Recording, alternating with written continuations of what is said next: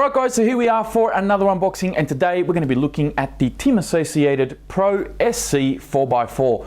Now if you guys have been following the channel for about 2 to 2.5 years, so from pretty early on, in late 2012 I actually bought the Team Associated ProLite, and in about, I think it was April 2013, I reviewed it. Now I didn't rate that truck very highly at all, and I actually got criticized by a few people in the comments saying that, you know, I was too harsh on it. The truck is actually a lot better than that I made it out to be. And even Jang from Ultimate RC, who was still doing RC reviews at the time, actually rated the truck, you know, to be a fairly decent RC. And believe it or not, the truck actually won Truck of the Year that year on some award show, which I probably still have the link for in the ProLite review. So I figured that truck deserves a second chance, and enter the ProSC. Now you may be thinking, what does this have to do with the ProLite? This is exactly the same truck with a few upgrades, hence the Pro part, I'm assuming. It does have bigger shocks, it also has a new ESC, and it has some new tires on here as well, which I'm hoping will actually do a better job than the tires that I had on the ProLite. Good thing about the ProLite was its speed. The speed of that truck was actually very good, pretty much straight out of the box. In fact, I thought that the power system superseded the chassis that it came with. The chassis tended to twist a little bit.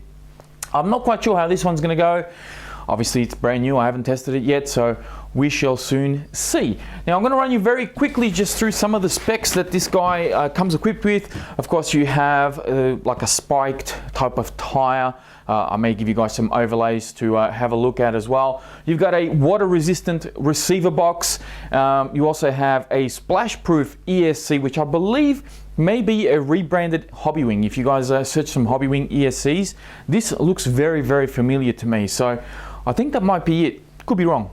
Another cool thing that I saw on this truck that I believe the ProLite did not have at the time that I bought it is adjustable body posts. So very good to see adjustable body posts in this, and they do seem to be a little bit more flexible according to some reports. So hopefully I won't have too many issues with the plastics on this truck as I did with the ProLite. It does come with a 7-cell 8.4 volt nickel metal hydride battery pack, and I will talk about these sort of battery packs in so-called ready to run vehicles very shortly. Of course you got full diffs right through, but it does have a slipper clutch in the back section here.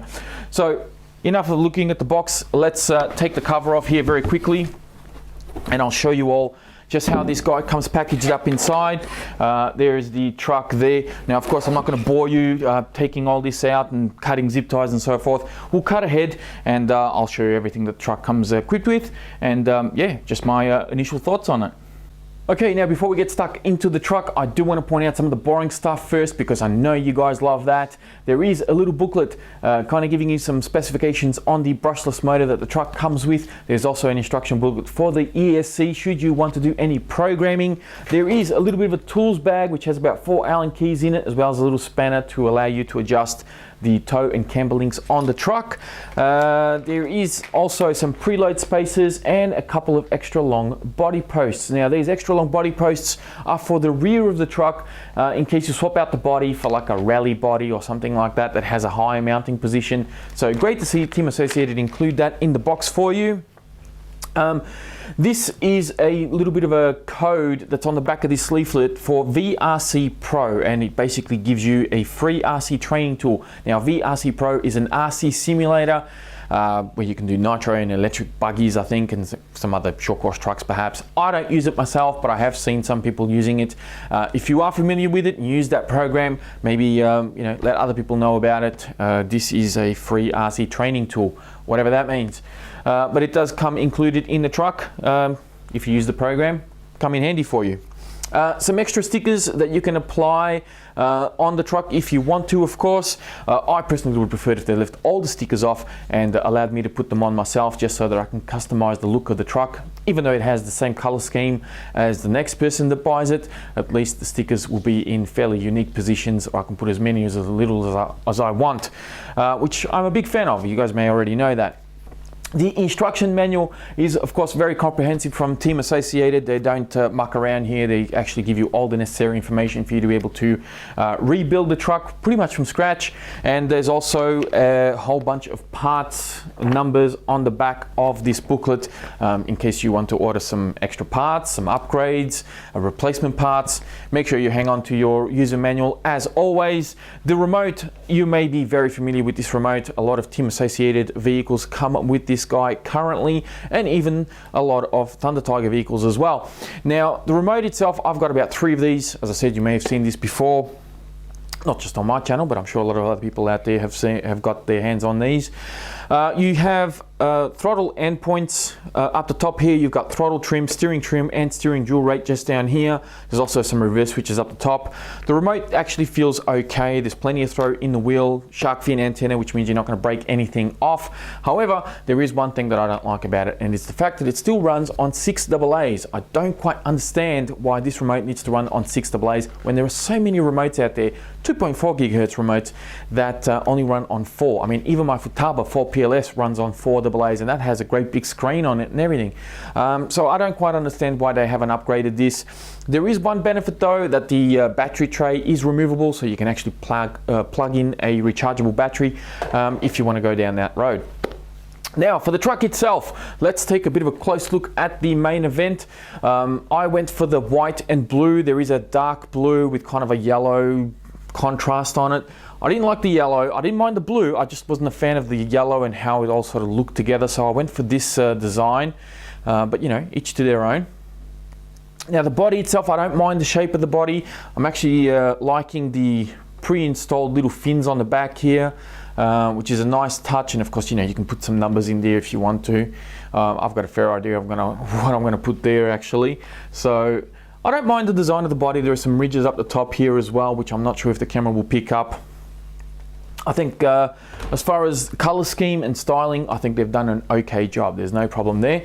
The body itself, as far as the quality of it, pretty straightforward, ready to run a body. Nothing to really write home about. I think it's going to hold up okay. It's also, you know, screen printed, so nothing too special there. The truck itself, I'll bring this guy close to the camera so you can have a better look at it. Of course, if you are familiar with the ProLite, there is not much here that's new to you, with the exception of this little guy here, which is the, I believe it's a Hobbywing rebrand ESC. I'm not 100% sure on what amps it is. I can't really read anything that's printed on it. Everything's kind of covered up, and of course it says Reedy powered.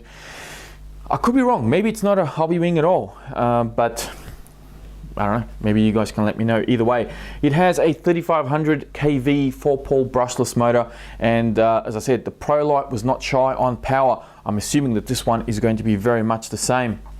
Slipper clutch on the back here, and a nice little aluminium motor mount, which is kind of finned, so you might be able to see that there, just to allow for some cooling.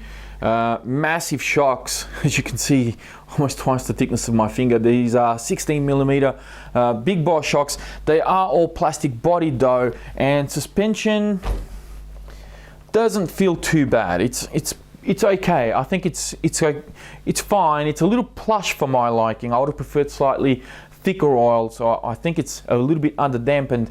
The back especially kind of sags a little bit, and it's already got some preload spaces in there, so I may need to add a little bit of thicker oil, or perhaps even put some extra preloads just to keep the back end up a little bit, because of course under acceleration it's going to squat down a bit more, and I don't want it to be constantly scraping on the ground. So especially when you're sort of approaching a jump, everything will compress, and I want to keep the truck off the ground and not slow it down or cause it to pivot when it hits the when the bottom end hits the jump, the tip of the jump.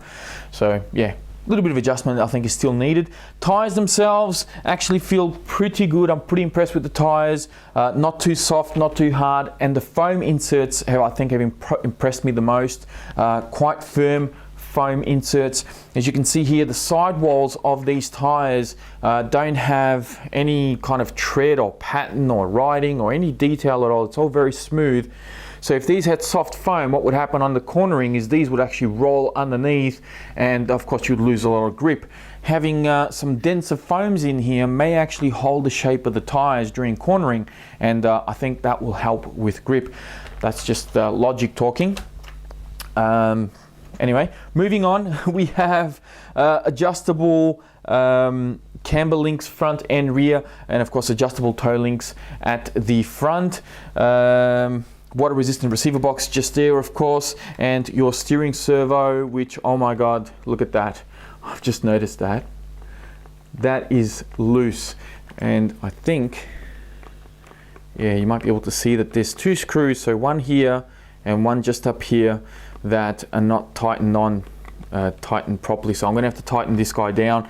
A little bit of a surprise to get this type of thing happening on a Team Associated vehicle. I would have expected something a little bit better, but oh well. It is what it is.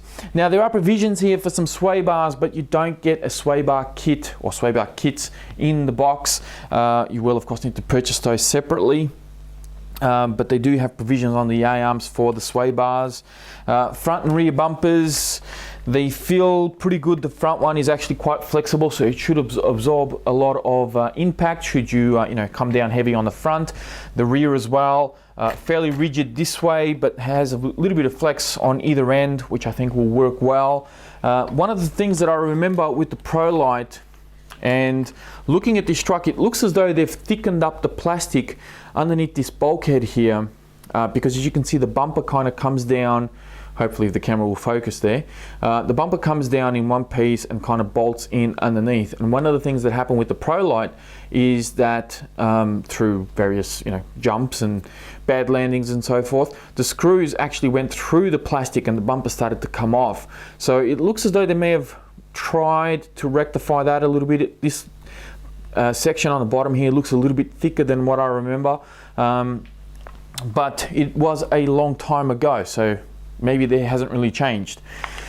Of course, you have a center drive shaft, as you may already know. There is a slipper clutch in the back here, which is adjustable via a little nut, so you can adjust how much slip you obviously have. The body posts, as I said, are adjustable, which is great, and they look like they have plenty of flex. There's plenty of give on these, so hopefully won't snap on me so often, because one of the issues that I had with the ProLite was the body post. As soon as the truck landed upside down, bang, body post gone. And I think they've addressed that issue and they've put better plastics on here. Front and rear shock towers look very, very solid. I don't think these are going to give me too many issues. Although they are plastic, you can see that there's really no gap in between here. So I think they're actually going to hold up pretty well. You can see the rear one there quite well in the light. Now, here is your battery tray, which is quite long and will allow you to run very long 2 or 3S packs, because this truck is of course 3S capable if you want to really go crazy on speed. Now I will say something about these nickel metal hydrate battery packs just very quickly. I'm not a huge fan of manufacturers that include these in brushless vehicles. I don't mind them so much in brushed vehicles because I think they're a good match for brushed RCs. But for a brushless vehicle, I really hope that sometime in the future either manufacturers start including LiPo batteries, or they just leave the battery out altogether, save on weight for shipping purposes, and of course, just take a few bucks off the price of the truck, because these things really are becoming so old and so dated that even with an 8.4 volt 7 cell, it still can't quite match a good quality LiPo battery as far as power delivery goes.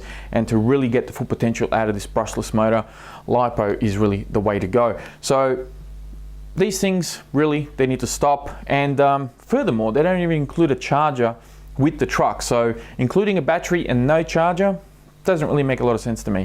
That's just my little gripe on nickel metal hydrate batteries. I think that is pretty much all I have to say about this truck. Hopefully it performs a bit better than the ProLite did. I think they've made some improvements here which look as though the truck is going to perform a little bit better, and who knows, maybe the end review could be a complete contrast to the one that I gave to the ProLite. But for now, I'm going to leave it here, guys. By the way, if you're hearing any snoring in the background, my dog is sleeping belly up on a couch right here next to me, and he's snoring like a busted up chainsaw. So if you do hear snoring, apologies, but I really couldn't kick him out of the room. Here's my company. That is it from me, guys. Thank you very much for watching. Please be sure to check out the video description for more information on the truck, as well as purchase links from Tao Hobbies, which is where I got it from, and a link to my Facebook page. Don't forget to like the video before you go, and yeah, I'll speak to you guys next time. Just so you don't think I was joking, there he is there. Now that is an old couch. I know it's got hairs all over it. It's an old couch. We don't use that couch. That couch is strictly for the dog. It's his bed. But there you go. My dog sleeping, snoring next to me as I'm doing my unboxing videos. Thanks for watching, guys. Catch you next time. I'm going to flip over the side here and just run you through some of the things that it actually comes equipped with. Let's start that again. There's a little leaflet as well, whoops, which I dropped. God damn it. Which has about 4 Allen keys in it, as well as a little spanner to a jowl. A jowl? What the hell is a jowl? Do you know what a jowl is? I don't know what a jowl is. What's a jowl? I meant to say adjust, but for some reason my brain farts all the time.